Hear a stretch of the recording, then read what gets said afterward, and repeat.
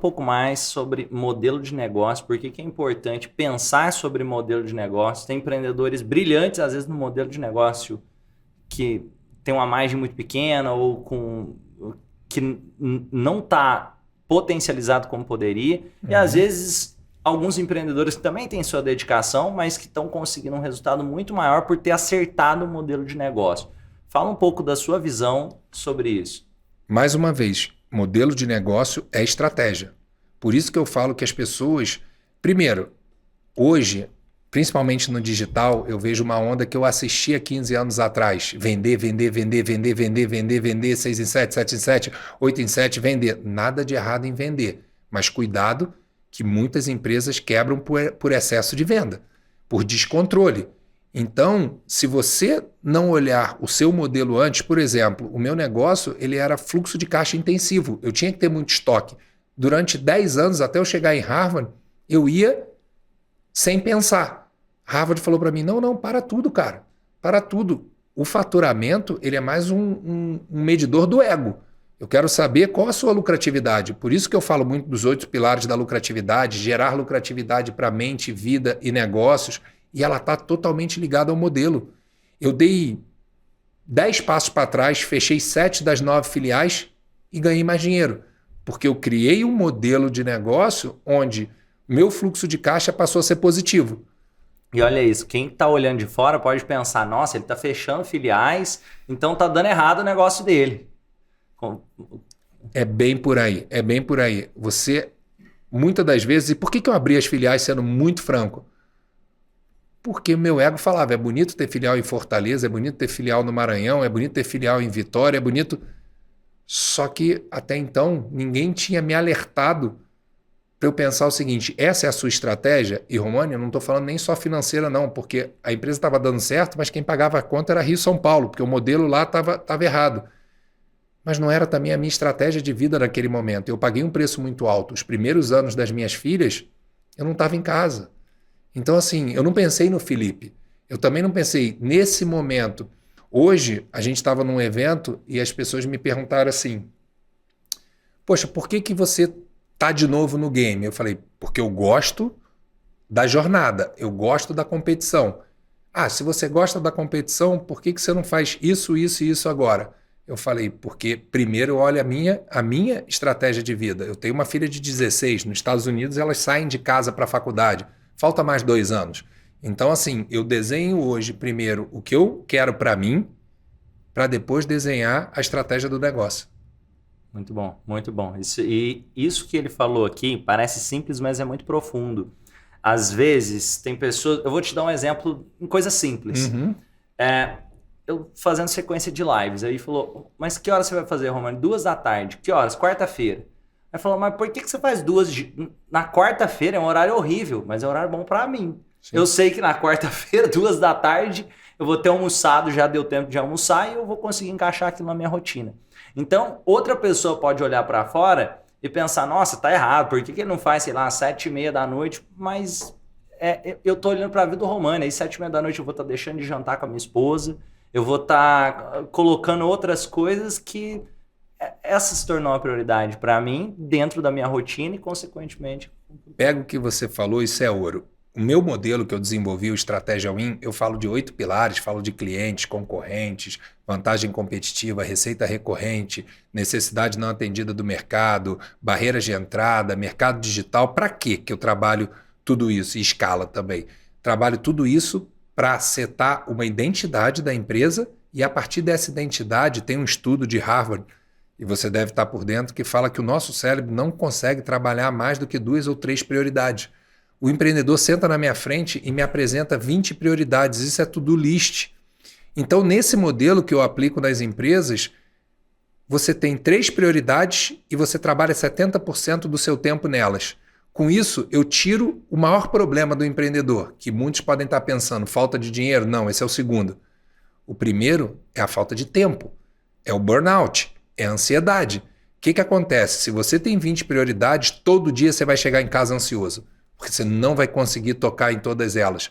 A partir do momento que você foca em 3 prioridades, 70% do seu tempo você trabalha nelas, sim, você vai saber o que você tem que fazer, Mas o mais importante, você vai saber os nãos que você precisa dar durante o dia.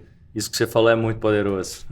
Tem aquela frase do Steve Jobs: foco é saber dizer não para boas oportunidades. Exatamente. E muda seu jogo. Porque nós vivemos hoje, nós que eu falo, os não preguiçosos, os empreendedores, num mundo de muita oportunidade. E eu falo que o pior problema do empreendedor é não ter ideias. Segundo, ter muitas. Porque se você não organizar, você se perde no caminho. Então é preciso, nesse modelo, que é simples, a partir do momento que você setou a sua identidade, traçou suas prioridades, todo mundo... E eu perguntei para o professor, quando ele me ensinou isso em 2012, eu falei, tá bom, professor, qual o próximo passo? Ele falou, comunique, comunique, comunique. Eu falei, até quando? Até quando te chamarem de chato e todo mundo estiver entendendo. Por quê? Com isso você alinha a sua empresa. Todo mundo trabalha na mesma direção. Na parede, nos computadores, na mesa, estão lá as prioridades. E me fizeram uma pergunta numa mentoria ontem, que é o próximo passo. Felipe, e os setores seguem as mesmas prioridades? Vamos lá, a empresa tem as 3 prioridades dela. Vamos dizer que uma delas é melhorar o fluxo de caixa. Você pega o seu setor financeiro e faz 3 prioridades ligadas a isso. Então, todas as prioridades de baixo estão ligadas às 3 prioridades da empresa. Com isso, você imagina ter o seu negócio remando na mesma direção. Aí é possível falar algo que eu tomo muito cuidado. Você trabalha menos e lucra mais. Não falei não trabalha, mas falei você trabalha menos. E aí você entende porque bilionários fazem triatlon, cuidam da família, meditam e têm esses resultados. Porque eles aprenderam o simples bem executado. Eles aprenderam a ter prioridades. Imagina se a gente tem muita tarefa, imagina esses caras que têm conglomerados de empresa. Não importa. E o número de oportunidades que vai surgindo é cada vez maior. Cada vez maior. Mas esse cara sabe o seguinte, como é que funciona? E me ensinaram isso. Anda com as prioridades até na sua carteira. Porque até para uma mente treinada é difícil dizer não para uma oportunidade com potencial. Sabe o que você faz? O Romani acabou de me fazer uma proposta. Felipe, tem um negócio bacana, tal, nós vamos amanhã para Portugal fazer isso. Cara, é bacana. Eu e você junto, nós vamos somar força, vai ser... Aí eu abro a carteira e falo, pô, Romani, nesse momento, deixa eu te falar, minha primeira prioridade é essa, a segunda é essa, a terceira é essa, cara. Não dá para mim. E outra coisa, que você deve ter a técnica para ensinar que poucos empreendedores ou seres humanos conseguem, que é dizer não. Não é libertador, cara. Não é libertador. E eu digo o seguinte, eu sou carioca, né? Carioca ainda tem a fama de dizer sim e não fazer. Isso sim é um desrespeito. Imagina que você fala para mim o seguinte, olha, vamos fazer uma parceria amanhã? Eu falo, vamos, claro que vamos. Aí amanhã eu não te atendo, depois da manhã eu não te atendo, você fica me esperando, você não chama ninguém, aí daqui a 2 meses você percebe que eu não fiz.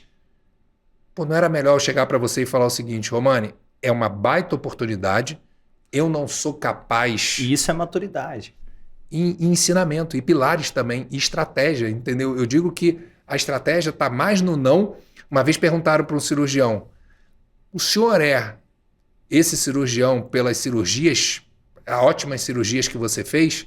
Ele falou, mais ou menos, eu sou esse maravilhoso cirurgião pelas cirurgias que não precisavam ser feitas e eu não fiz. Muito bom isso aí. E olha, isso que você falou, até trazendo um pouquinho do reforço do não. Muita gente tem essa dificuldade de dizer não, acaba pegando projetos que não são do seu escopo, seja até como colaborador. De repente o fulano te dá alguma coisa, deixa que eu faço e começa a fazer tudo para todo mundo e se esquece de si mesmo. E da mesma forma, na vida familiar. Claro. De repente estou resolvendo os problemas da minha mãe, do meu pai, do fulano, do ciclano e de mim. Quem vai cuidar de mim? Perfeito, cara. E tem um ponto muito poderoso. Essa é uma história. Isso aqui aconteceu comigo mesmo, quando eu era criança. Que talvez algumas pessoas tenham ouvido falar dessa história, mas isso realmente aconteceu comigo. Que foi... Eu vi um casulo de borboleta. E eu pensei, eu vou ajudar essa borboleta. Eu abri o casulo, pensando que eu estaria ajudando a lagarta a se tornar uma borboleta. A questão é, ela já estava começando a abrir, então eu pensei, deve estar na hora, né? Uhum. Quando eu abri, ela ainda era meio lagarta, ela tinha corpo de lagarta e asas de borboleta que ficavam arrastando no chão. Ela não tinha força para bater, força para voar. Sim. O que aconteceu? Eu fiquei vendo, parecia uma lesma andando com as asas arrastando no chão, depois que eu tirei ela dali. Eu fiquei um tempo esperando para ver se voava, mas nada acontecia. As chances são enormes que, querendo ajudar aquela borboleta, eu não vi o que aconteceu depois, porque depois de um tempo eu saí, mas as chances é que eu matei aquela borboleta. Provavelmente. Eu não sei o que aconteceu depois, mas o que eu estou querendo dizer em forma de metáfora? Talvez aquela pessoa que você mais queira ajudar, você que está assistindo aí em casa, tem uma grande chance de você estar fazendo coisas por ela que estão limitando o potencial dela. Quando você não diz não para ela. Total, cara. Eu tenho uma situação real. Um amigo foi muito importante na minha vida e ele teve um problema financeiro na fase adulta, teve que ir para os Estados Unidos para recomeçar a vida. E ele morava 2 horas de Miami e eu ia quase todo mês para treinamentos em Miami. Só que o treinamento acabava 9 horas da noite. Durante um ano e meio, eu pegava o carro, dirigia 2 horas, encontrava com ele para dar um abraço nele. Até que no final de um ano e meio eu falei assim, cara, tá muito pesado para mim. Eu venho aqui para 3 dias a trabalho, pô, ter que chegar aqui 11 horas da noite. Ele falou assim, pô, Felipe, eu tô aqui numa rotina que eu começo 5 horas da manhã. Tava muito complicado eu te esperar até 11 horas da noite. Olha que doido. Por não ter conversado, não ter dito não, tava ruim para os dois lados. E isso ocorre muitas das vezes. Então é importante você sentar e discutir o não. E aí você falou aí sobre a vida pessoal, a vida profissional. Eu tenho um mentorado que é o único brasileiro credenciado em Harvard para falar de liderança autêntica. E na tese dele é o seguinte, não tem vida pessoal e vida profissional, tem uma vida só. Se você não aprendeu o não para essa vida, você vai pagar um preço. Muito bom, muito bom. Eu gosto também dessa ideia.